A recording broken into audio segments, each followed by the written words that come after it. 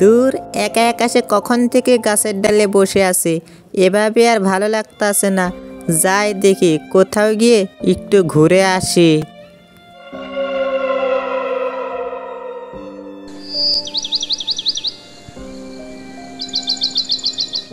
আজ বাজার থেকে বেশ ভালো মাছ কিনে এনেছি, বাড়িতে গিয়ে গিন্নিকে বলবো মাছগুলো ভাজতে। এই দাঁড়া, তুই কে যেন আমাকে ডাকলে মনে হয়।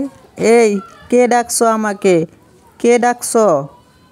আরে ভয় পাবেন না, আমি ডাকছি আপনাকে।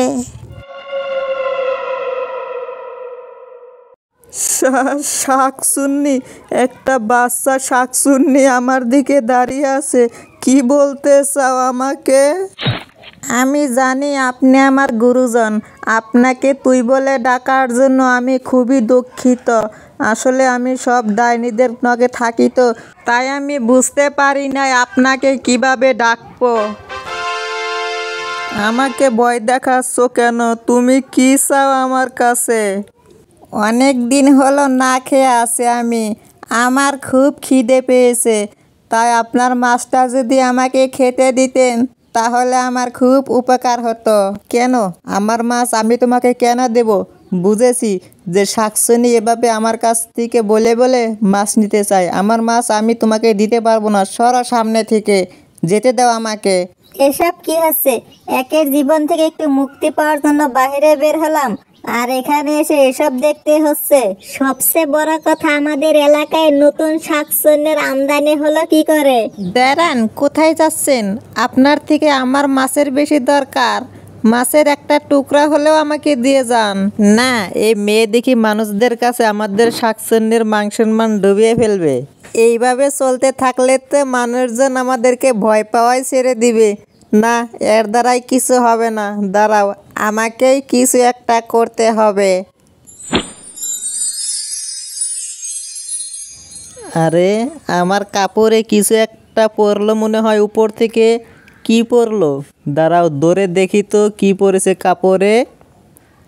এ কি? রক্ত? আমার কাপড়ে রক্ত কোথা থেকে এলো? এত উচ্চ সুরে কে হাঁটছে? ওই বাচ্চা শাকচুন্নি না তো? কিন্তু সে তো ওইখানেই দাঁড়িয়ে আছে। তাহলে কে হাসতেছে এত উচ্চ সুরে? কোথায় ডাকাচ্ছিস? ওইখানে ডাকিয়ে কোনো লাভ নাই, তোর মাথার উপরে ডাকা। তোর মাথার উপরে আছি আমি। শাকচুন্নি?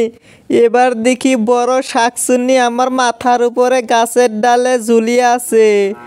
আজ সকালে কার মুখ দেখে যে আমি বাড়ির থেকে বের হয়ে বাজারে এসেছিলাম, সব শাকচুন্নি দেখে আমার পাশ লাগছে। ছোট শাকচুন্নি, বড় শাকচুন্নি, সব। কি করব আমি? একটু আগে যে মানুষটার ঘাড় মটকাইছি, তার রক্ত এখন তোর কাপড়ে।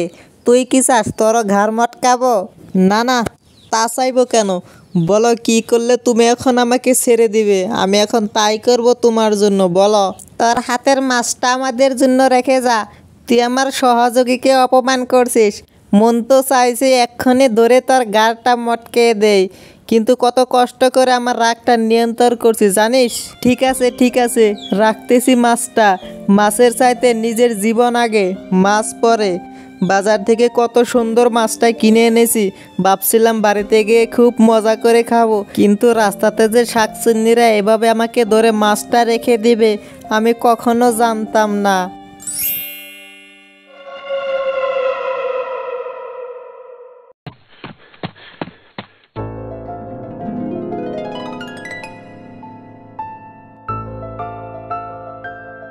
এই মেয়ে দাঁড়া, কোথায় যাচ্ছিস তুই?